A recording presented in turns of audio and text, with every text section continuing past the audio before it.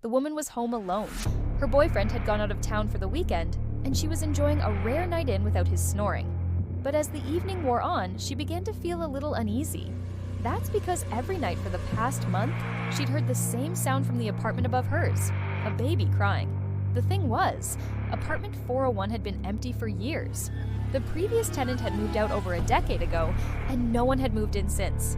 The apartment was a mystery, and the crying was driving her crazy. So, as the baby's cries reached a fever pitch, she did something crazy. She got up, walked over to the stairs, and started to climb. As she neared the top of the stairs, she could hear the baby's cries getting louder and more intense. When she reached the 4th floor, she stopped.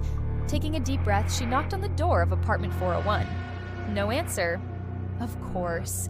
She knocked again, then again, and finally she tried the doorknob. To her surprise, it was unlocked. As she stepped inside, she noticed that the apartment was in perfect condition. It looked like the previous tenant had just moved out yesterday, not 10 years ago.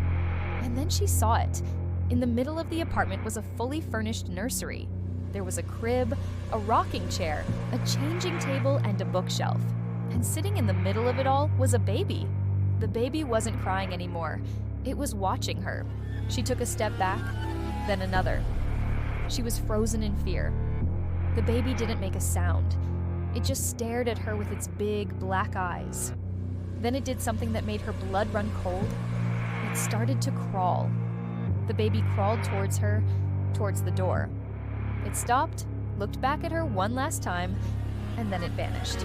She screamed and ran as fast as she could, not stopping until she reached her own apartment. She locked the door, leaned against it, and started to cry. What was that baby? Where did it come from? And most importantly, why was it in the middle of an empty apartment? The next day, she called the police and told them about the baby.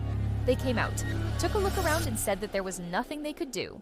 There was no record of any babies being born or any missing persons reports filed. The apartment above her was still empty, but as the weeks went by, she started to see things.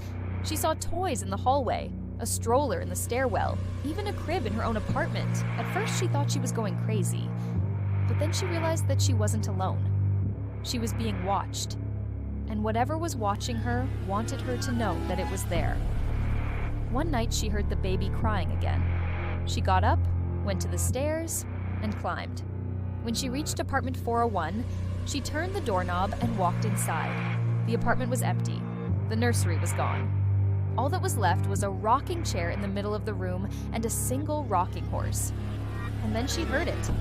The baby was crying again, but this time it wasn't coming from inside the apartment. It was coming from the roof.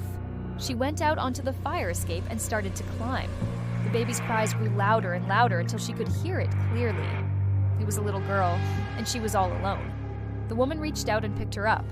As soon as she cradled the baby in her arms, the crying stopped. The little girl looked up at her with big, innocent eyes and whispered, "You're late.